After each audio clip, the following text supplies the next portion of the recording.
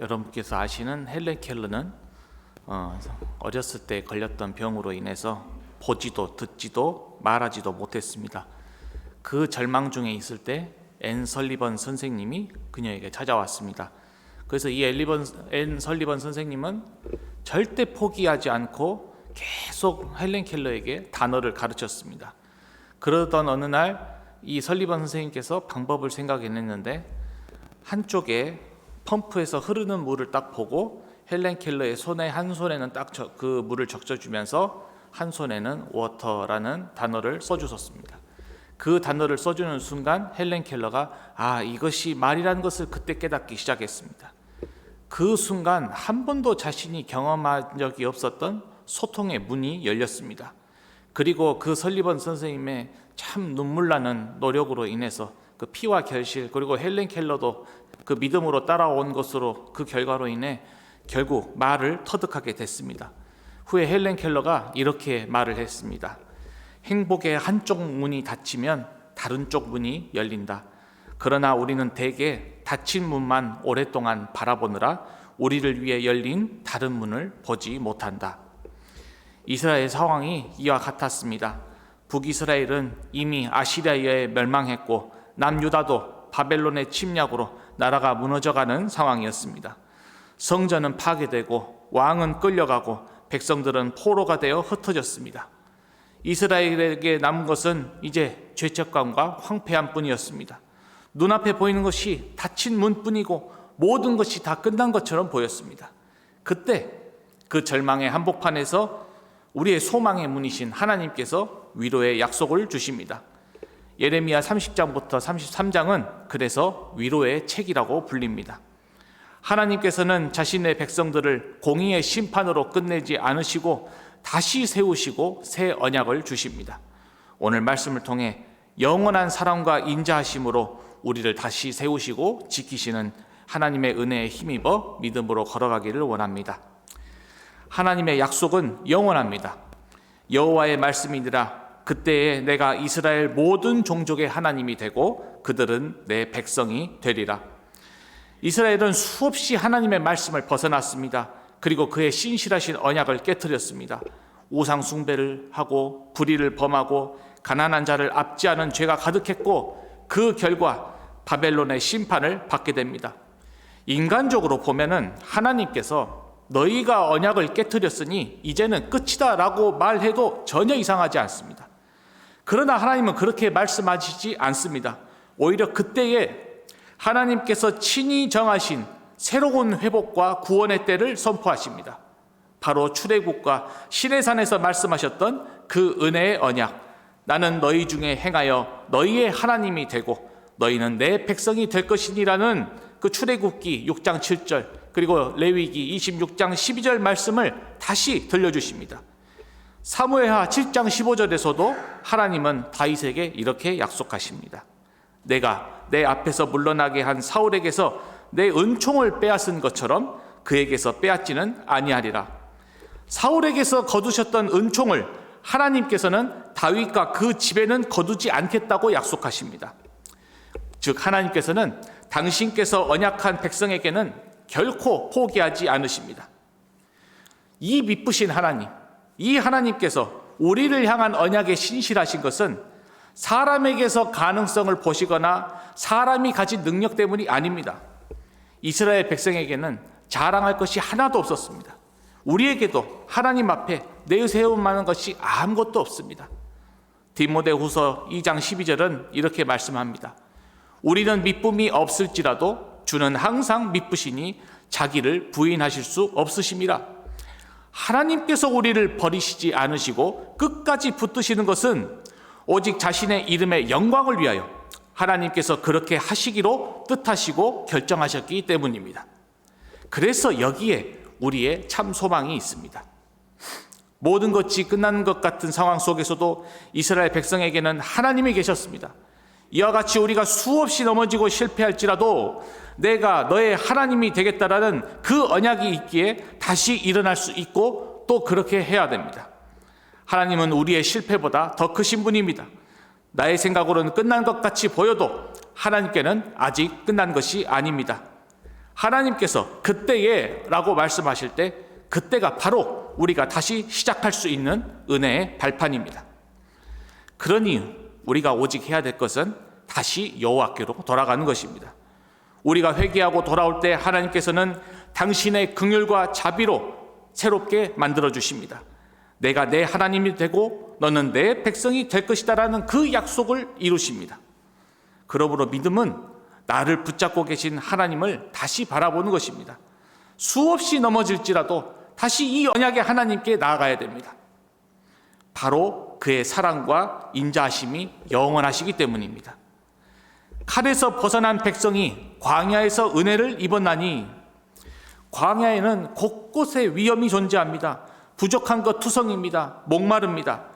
그런데 이 광야야말로 하나님의 임재하심과 보호하심, 그 인도하심의 은혜가 가장 깊이 드러나는 자리입니다.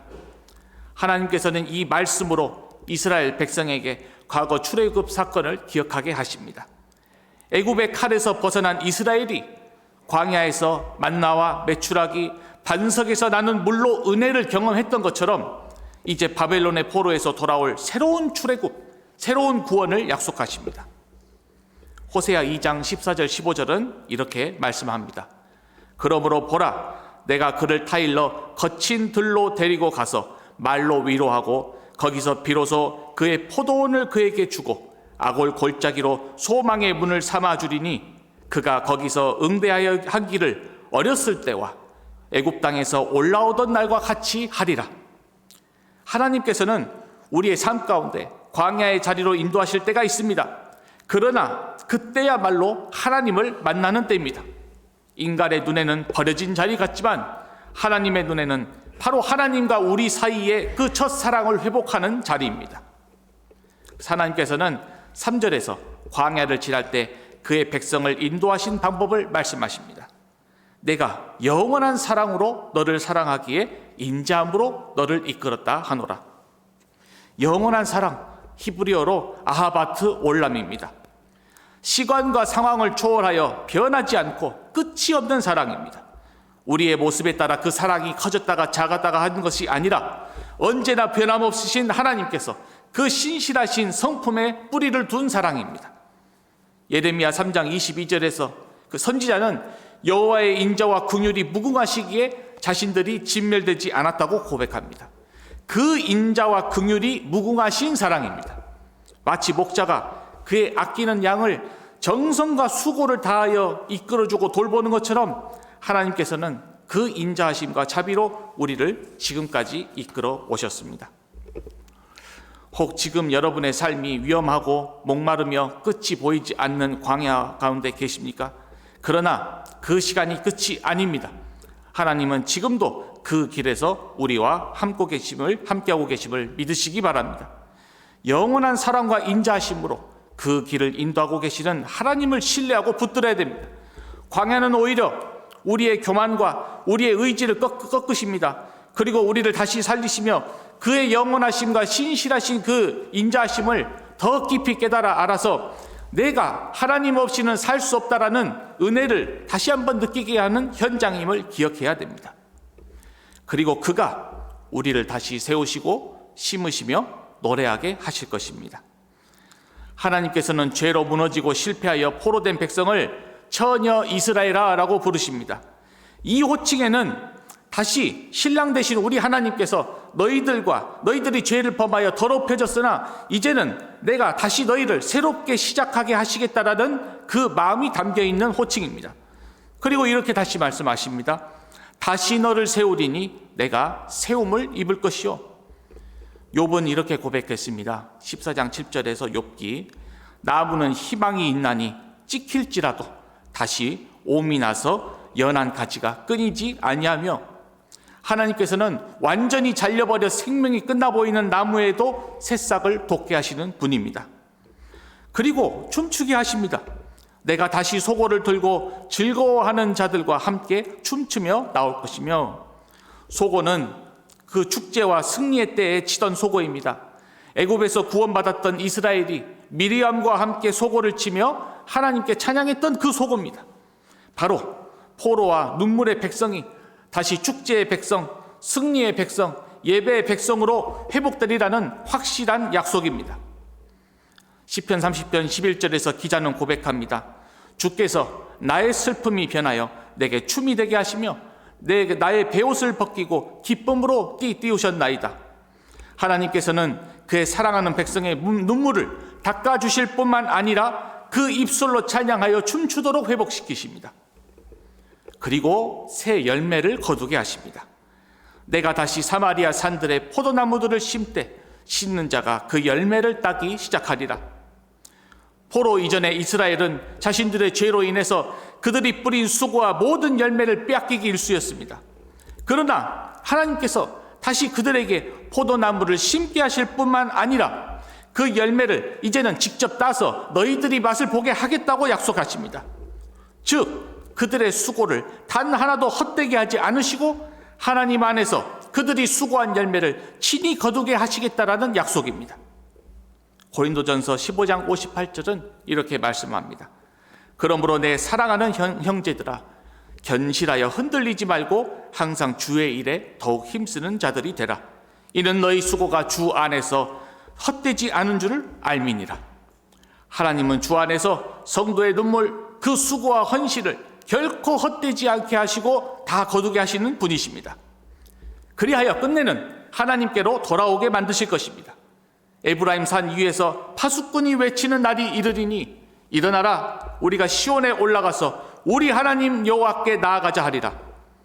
파수꾼은 적의 침입을 알리면서 동시에 하나님의 때를 선포하는 자입니다.